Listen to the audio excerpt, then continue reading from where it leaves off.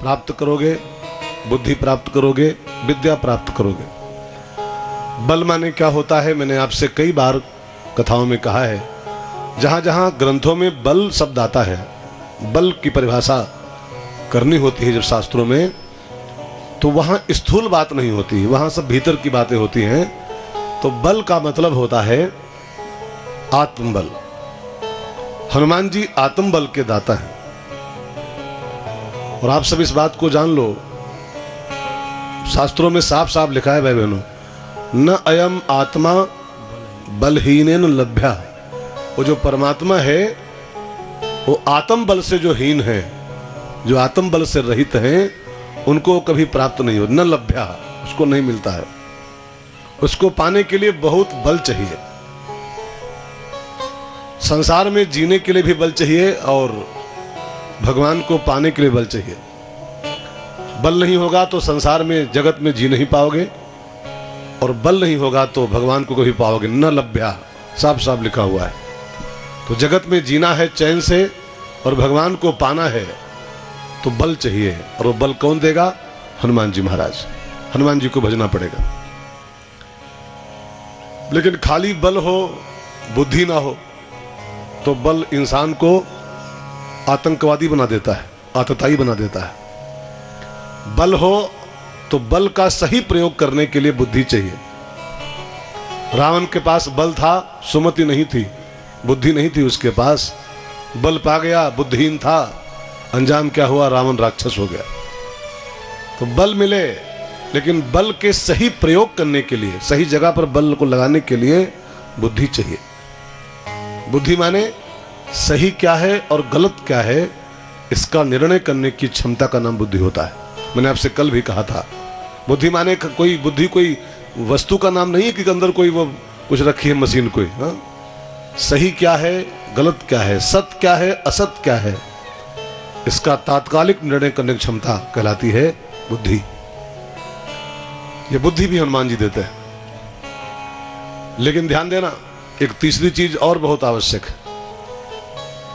खाली बल हुआ, खाली बुद्धि हुई, तो ये दोनों बंधन बन जाते हैं। बल बुद्धि कहीं हमारा बंधन न बन जाए, बल बुद्धि में कहीं हम अटक के न रह जाएं। इन दोनों से मुक्ति भी पाना हमको है, तो इन दोनों से मुक्ति पाने के लिए विद्या चाहिए। विद्या का अर्थ होता है सा विद्या या विमुक्त है, जो हमको सारे बंधनों से मुक्त कर दे, उसका नाम विद्या होता है। जगत में जीने के लिए बल बुद्धि चाहिए, लेकिन जगत से जाने के लिए विद्या चाहिए।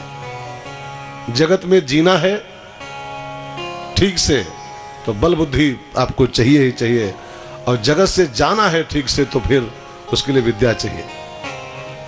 और इस बात को आप बिल्कुल जानते हो, कई बार मैं कहता रहता हूं कथाओं में, जगत में जीना भी एक कला है, लेकिन जगत से जाना भी एक कला है। जीना नहीं आया तो यहां सुख चैन नहीं मिलेगा, और जाना नहीं आया तो उद्धार नहीं होगा, मुक्ति नहीं मिलेगी। जीना भी आना चाहिए और जगत से जाना भी आना चाहिए। आर्ट ऑफ लिविंग भी एक आर्ट है, लेकिन आर्ट ऑफ लिविंग इस संसार से, ये भी एक आर्ट है प्यारे, ये भी एक कला है। तो आर्ट ऑफ लिविंग आती है बल और बुद्धि से, और आर्ट ऑफ लिविंग आती है विद्या से। ये तीनों कलाएं अगर कोई सिखाता हमको है तो श्री हनुमान जी महाराज हैं। ऐसे हनुमान जी को हम लोग इस समय सुन रहे हैं। बहुत दिव्य चर्चा, बहुत दिव्य कथा हनुमान जी की चल रही है, आप भी सुन रहे हो, और आपके साथ साथ पूरा विश्व इस कथा को सुन रहा है। सभी का एक बार फिर नमन करते हुए आइए प्रवेश करें। उससे पूर्व 1 मिनट प्रभु का नाम सब लोग गाओ। हरे रामा राम राम सीता राम राम राम, हरे राम राम राम सीता राम राम राम, हरे राम राम राम सीता राम राम राम, हरे राम राम राम सीता राम राम राम, हरे राम राम राम सीता राम राम राम, हरे राम राम राम सीता राम राम राम, हरे राम राम राम सीता राम राम राम हरे राम राम राम सीता राम राम राम हरे राम राम राम सीता राम राम राम हरे राम राम राम सीता राम राम राम सीता राम राम राम सीता राम राम राम। हनुमान जी की दिव्य लीला सुंदर कांड का माध्यम लेके हम लोग कर रहे हैं, गुणगान कर रहे हैं। तो कल की कथा जहां तक पहुंची थी वहीं से आगे बढ़ा जाए। कल आप सबने सुना हनुमान जी सीता मैया की खोज में चले हैं। जामवंत से आदेश लेके, शिक्षा लेके हनुमान जी आगे बढ़े। 400 कोस के समुद्र को हनुमान जी पार कर रहे हैं इस समय, क्योंकि संपाति ने कहा था इस 400 कोस के समुद्र को जो पार करेगा वही भगवान का काम कर पाएगा। कोई भी राम का काज करना चाहता है उसको इस संसार सागर को क्रॉस करना पड़ता है। तो हनुमान जी इस समय समुद्र के बीच में हैं और कई बाधाओं को हनुमान जी पार करते हुए आगे बढ़ रहे हैं। तो आपने कल सुना था पहली बाधा आई थी मैनाक, सोने का पर्वत। जब मैनाक सुविधा का ढेर है, लोभ का प्रतीक है, और भक्ति में जब इंसान कदम बढ़ाता है तो उसकी पहली बाधा आती है रास्ते में लोभ। लालच उसको घेरता है, ये होता और ये होता, और तमाम और होना भी शुरू होता है। लोग आने शुरू होते हैं, ये लो ये लो। उस लोभ में जो फंस गया, तो गीता में साफ साफ लिखा है लोभेन भक्ति नाशनम। लोभ में जो अटका उसकी भक्ति नष्ट हो जाती है। प्रेम में चाहत का काम नहीं होता है प्यारे। मैंने आपसे कई बार कथाओं में कहा है, प्रेम में, मोहब्बत में खाली गेटिंग होती है, ओह गिविंग होती है, गेटिंग वहां नहीं होती। इसको बस क्रॉस करना है। हनुमान ते ही परसा कर पुन कीन प्रणाम, राम काजु कीन है बिनु मोहि कहाँ विश्राम। फिर आगे बढ़े तो सुरसा को जीता हनुमान जी ने। सुरसा वासना की प्रतीक है, और वासना को संतोष के द्वारा हनुमान जी क्रॉस किए। और फिर आगे बढ़े तो एक तीसरी बाधा आई। इसी बाधा से आज यात्रा शुरू करनी है। ये तीसरी बाधा बड़ी भयंकर है प्यारे। इसको जो क्रॉस कर पाए तीसरी बाधा को, तो गोस्वामी जी साफ साफ लिखते हैं कि वारिध पार गयो। 400 कोस के समुद्र के बीच में ये 3 बाधाएं हैं, मैनाक, सुरसा और सिंहिका। मैनाक को जीतना है, सुरसा को आशीर्वाद लेना है, और सिंहिका को मार देना है। ये 3 काम जो कर पाए वो इस 400 कोस को क्रॉस कर जाता है। जहाँ सीता मैया बैठी हैं वहाँ पहुँच जाता है। तो तीसरी बाधा क्या है? गोस्वामी जी बोले, आइए यहीं से आज की बात को शुरू करें। गोस्वामी जी कहते हैं, निशिचारी एक सिंधु महुराई, निशिचारी एक सिंधु महुराई, करिमाया नभ के खग गाई, करिमाया नभ के खग गाई। जीव जंतु जे गगन उड़ाही, जीव जंतु जे गगन उड़ाही, जल बिलो की तीन है परछाई, जल बिलो के तीन है परछाई। गहई छाह सके सोना उड़ाई, गहई छाह सक सोना उड़ाई, यही विधि सदा गगन चर खाई, यही विधि सदा गगन चर खाई। स्वच्छल मान कहाँ कीन्हा, स्वच्छल मान कहाँ कीन्हा, आसु कपट कभी तुरत ही चीना, तासु कपट कभी तुरत ही चीना। ताही मारी मारुत सुत बेरा ताहि मारे मारुत सुत बेरा वारिद पार गयो मत धेरा वारिद पार गयो मत धेरा। ये तीसरी बाधा का उल्लेख गोस्वामी जी ने किया। निश्चरी एक सिंधु मोहराई, समुद्र के पानी में गहराई में एक राक्षसी रहती थी, उसका नाम नहीं लिखा गोस्वामी जी ने। बहुतों राक्षसियों का नाम लिखा है। त्रिजटा नाम राक्षसी का नाम, लंकिनी एक निश्चरी, बहुतों के नाम, सुरसा नाम अहिनकय माता, इन सबके नाम लिखे हैं, लेकिन तुलसी बाबा ने इस राक्षसी का नाम नहीं लिखा। अब जानते नहीं थे ऐसा नहीं कह सकता हूं मैं, ऐसा आप भी नहीं कह सकते हो। नाना पुराण निगमागम सम्मतम यद, ऐसे नहीं कलम उठाए थे बाबा। पहले 70-72 साल खाली अध्ययन किए थे। जो मानस है ये 72 साल की उम्र में लिखना शुरू किया था बाबा ने, 72-73 साल की अवस्था में। उसके पहले खाली स्टडी करते थे। मैं पुण्य निज गुरु सन सुनी कथा सुसूकर खेत, यद्यपि कही गुरु 12 एक दो बार नहीं, हजारों बार रामायणों का अध्ययन बाबा ने किया था, तब कहीं कलम उठाई थी लिखने के लिए। तो इसका नाम नहीं मालूम गोस्वामी जी को, ऐसा नहीं कहना है, मालूम है, लेकिन गोस्वामी जी जानबूझ के इसका नाम नहीं लिख पा रहे हैं, नहीं लिख रहे हैं। जानते हैं क्यों? इसका एक कारण है।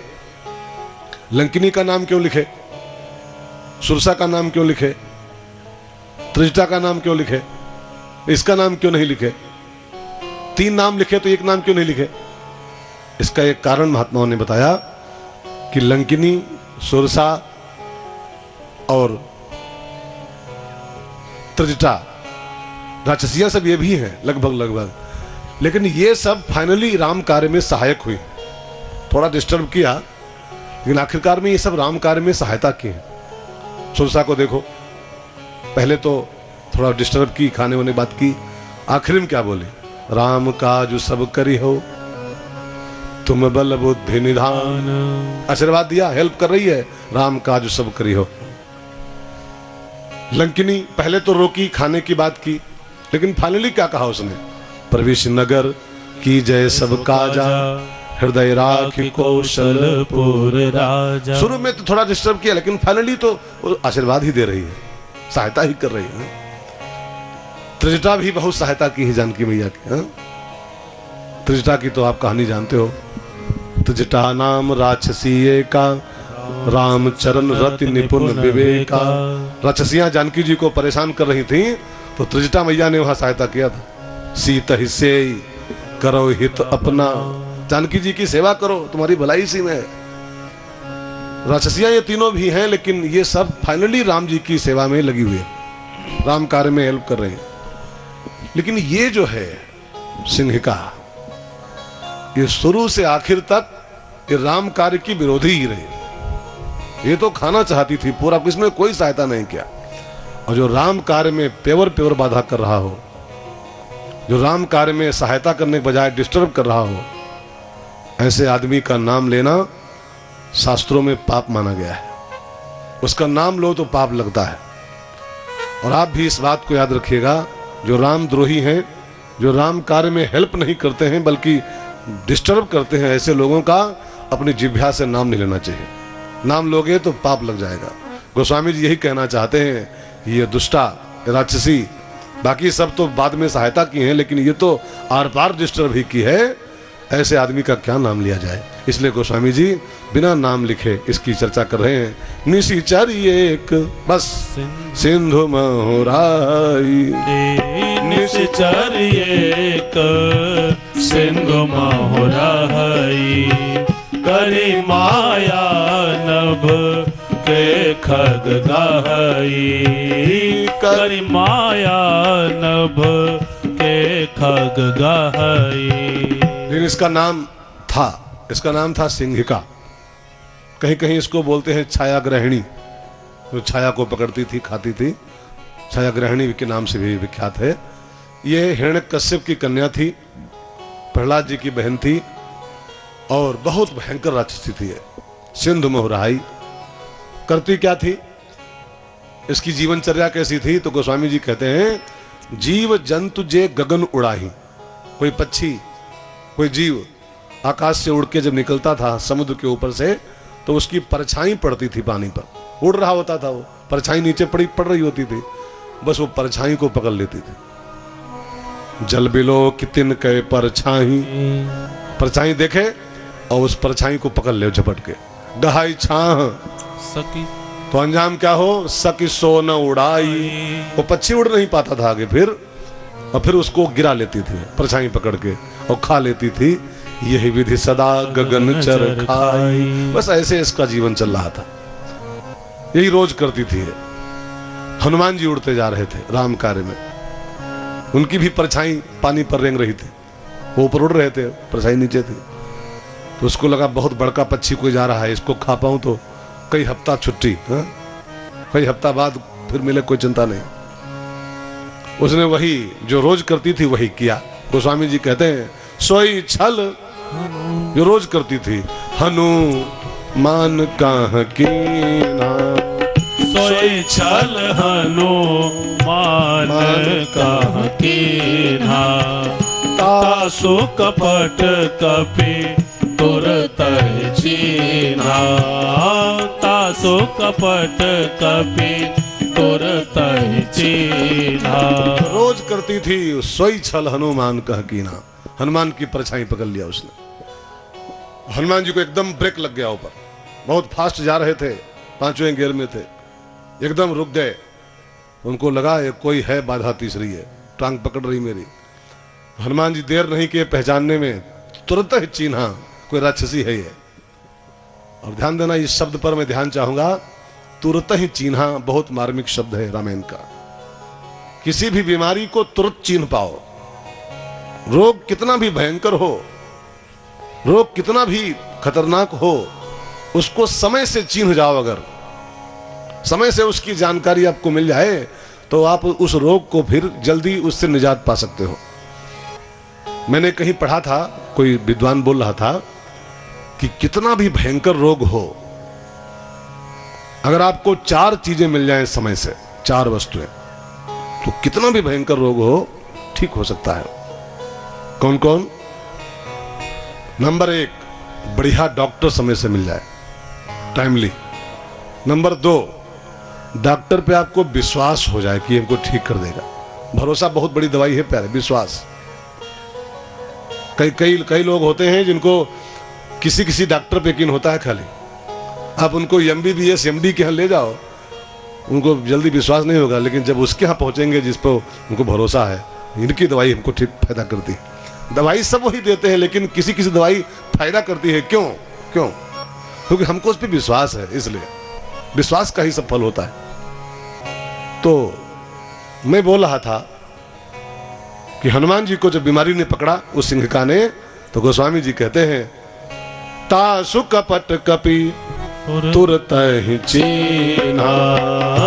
तासु कपट कपि तुरत ही चीन्हा। तासु कपट कपि तुरत ही चीन्हा। ताहि मारी मारुत सुत बीरा। ताहि मारी मारुत सुत वीरा। वारिध पार गयो मत बीरा। वारिध पार गयो मत बीरा।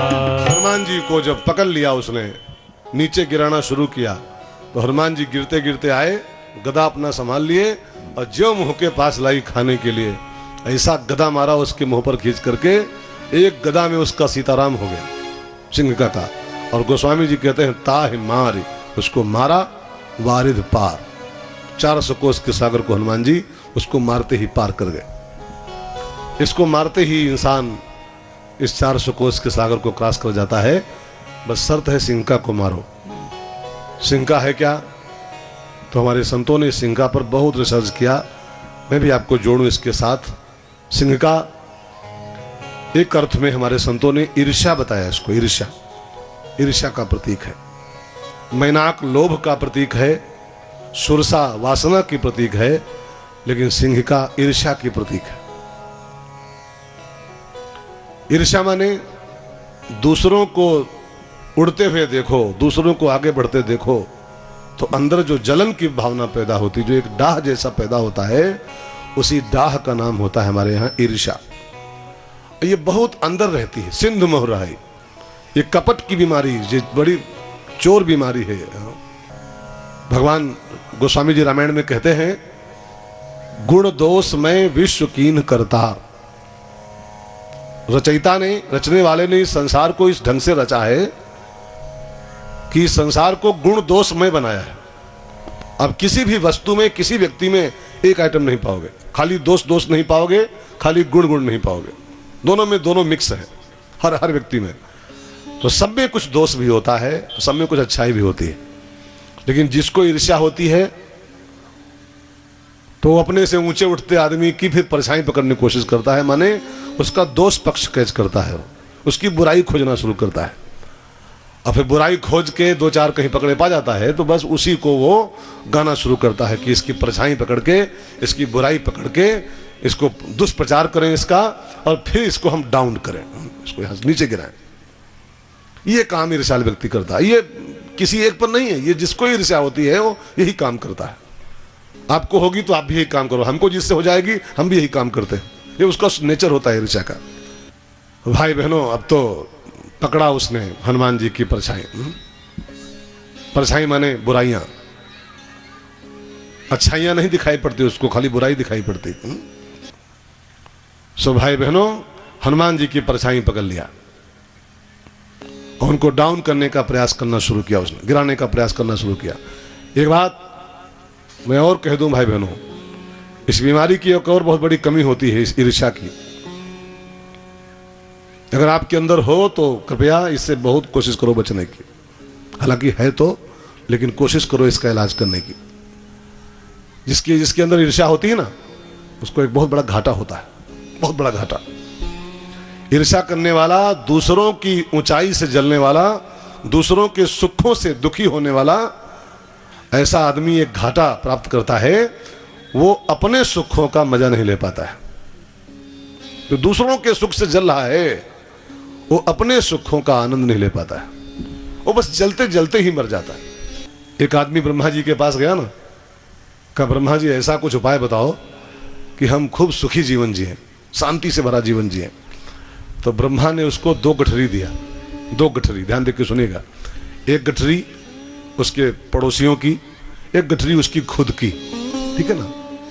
तो उसकी खुद वाली को आगे कर दिया और पड़ोसियों की गठरी पीछे कर दिया। कहा बस अपनी खुद वाली को आगे रखना, सुखी रहोगे। लेकिन वो भाई साहब क्या किए, वो जो गठरी दोनों भाई तो अपनी पीछे कर दिए, पड़ोसी वाले आगे कर दिए। उनका दुख नहीं गया तो ब्रह्मा जी के पास फिर गए, ब्रह्मा जी आपने गठरी दिया था, हम लटकाए लेकिन शांति नहीं मिली। तो ब्रह्मा ने गौर से देखा तो उन्होंने वही गलती किया था, पड़ोसी वाले आगे कर लिए, उसी को निहार रहे थे। हाय इसके पे इतना है, हाय इसके इतना है, हाय इसके इतना है, अपनी गठरी पीछे, पड़ोसी की आगे। ऐसा आदमी कभी सुखी नहीं हो सकता है, वो जलते जलते ही मुक्ति पथ पर जल जाता है। हाँ? जलते जलते ही जल जाएगा। अपना मजा लीजिए यार। इस संसार में मैंने आपसे कहा था, हर आदमी अपना अपना भाग्य लेके आता है, कोई किसी का भाग्य विधाता नहीं संसार में है प्यारे। सब आदमी अपना अपना नसीब लेके यहाँ आते हैं। अपना लेके आप आए हो, अपना लेके हम आए हैं। जो आप लेके आए हो आप उसका मजा लो, जो हम लेके आए हम उसका मजा लें। न मेरे ब्रह्मा आप हो, न आपके ब्रह्मा हम हैं। सबकी अपनी अपनी पोटली है अलग अलग। वो पोटली खुलती है और बस उसका पेमेंट मिलना शुरू होता है। अपनी अपनी पोटली का मजा लीजिए। पड़ोसी की पोटली आगे करोगे, जिंदगी भर खाली हाथ रगड़ते रहोगे इसे बस। सो भाई बहनों, एक बड़ी प्यारी शायर किसी शायर ने कहा था, मैंने आपसे शायद सुनाया भी कई बार है, जो औरों की खुशी से खुश नहीं है। इस शायर को जिंदगी की किताब पर नोट कर लो। जो औरों की खुशी से खुश नहीं है, वो कितने भी माला करता हो, कितने भी 4 धाम करता हो, खुदा उस आदमी से खुश नहीं है। ऐसे आदमी से परमात्मा कभी खुश नहीं होता है। अरे खुश हो यार, किसी पड़ोसी के यहाँ गाड़ी आए तो जलो मत, मतलब आपका पड़ोसी कार ले आए तो जल के क्या पाओगे? लाना है तो आप भी लाओ, न लाना है तो खुशी मनाओ कि पड़ोसी के यहाँ कार आई है, कभी कोई आपत्ति पड़ेगी तो हमारे काम आएगा ये। घर में कोई रात को बीमार होगा अचानक तो टेम्पो वाला रोज कहाँ मिलता है? पड़ोसी के यहाँ जाएंगे, वो तुरंत गाड़ी स्टार्ट करेगा, हमारे मरीज को पहुंचाएगा, कभी न कभी काम में आता है वो। ईर्ष्या को हनुमान जी ने मारा है और गोस्वामी जी कहते हैं ईर्ष्या के मरते ही हनुमान जी वारिध पार, इस संसार सागर से पार हो गए। मार दो इसको जान से, इससे कुछ नहीं प्यारे, कुछ नहीं होने वाला, इसको मारना ही पड़ेगा। एक बात और एक महात्मा बोल रहे थे, मैं आपको लगे हाँ सुना दूं। ये भी मैंने कहीं पढ़ा था, कोई संत से सुना था कि दूसरों की निंदा और दूसरों से ईर्ष्या वही लोग करते हैं जिनके पास खुद करने के लिए कोई अच्छा काम नहीं होता है। जो खुद नकारा हैं, कुछ नहीं करते हैं, उनके पास खाली एक के काम होता है कि कोई कुछ कर रहा हो बस उसकी निंदा, उसकी ईर्ष्या शुरू कर देते हैं। इससे बचने का एक ही उपाय है, इस बीमारी से व्यस्त रहो, राम कार्य में लगे रहो, अच्छे अच्छे कार्य में लग जाओ, इतना अपने को व्यस्त कर दो कि दूसरों के बारे में सोचने का आपके पास समय ही न बचे। हनुमान जी उसको मारे हैं, मार के सागर पार गए। और जब हनुमान जी सागर पार पहुंचे तो यहां पर गोस्वामी जी ने उनके लिए एक विशेष शब्द का प्रयोग किया हनुमान जी के लिए।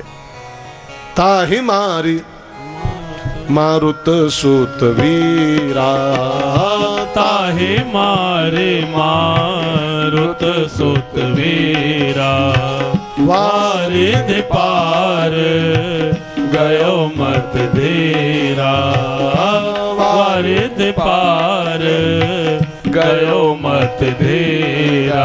हनुमान जी के लिए विशेष शब्द का यूज किया गया, मत धीरा।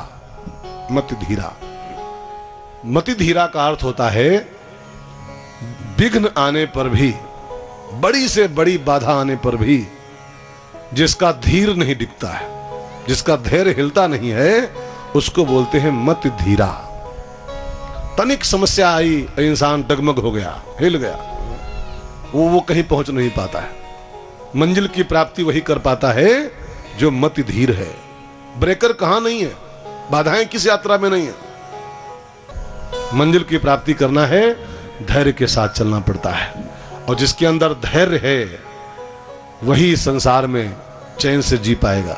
हमारे गुरुदेव बड़ी प्यारी बात कहते हैं, कहते हैं मुस्कुराकर गम का जहर जिसको पीना आ गया। गम माने वही ब्रेकर, मुसीबतें, ठीक है ना, हर यात्रा में आती हैं, सुरसाएं आती हैं, मेनाक आते हैं, सिंहकाएं आती हैं, टांग खींचने वाले आते हैं, समस्या पैदा करने वाले आते हैं। तो मुस्कुराकर गम का जहर जिसको पीना आ गया, ये हकीकत है जहां में उसको जीना आ गया। वही संसार में जी पाएगा जिसको इस गम के जहर को मुस्काते मुस्काते पीना आता है, वही जी पाएगा। जहर का प्याला राणा ने भेजा, उसे देख मीरा हंसी रहे। जहर का प्याला हाथ में है मीरा के और मीरा हंस रही है। मुस्कुरा के गम का जहर जिसको पीना आ गया, उसको जीना आ गया। खास करके मैं कहूं, जिसको भक्ति करना है, जिसको भक्ति की खोज करनी है, उसको तो बहुत धैर्यवान होना चाहिए।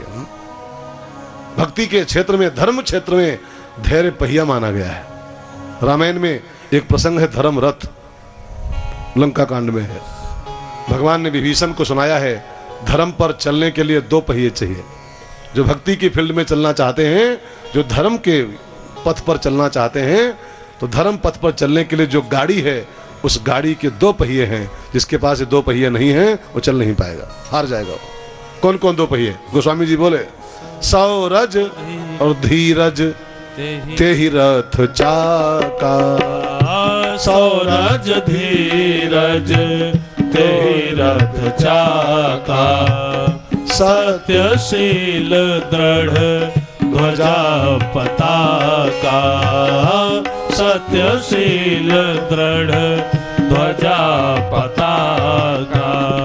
सौरज धीरज तेहि रथ चाका, सौरज धीरज तेहि रथ चाका, सत्यशील दृढ़ ध्वजा पताका।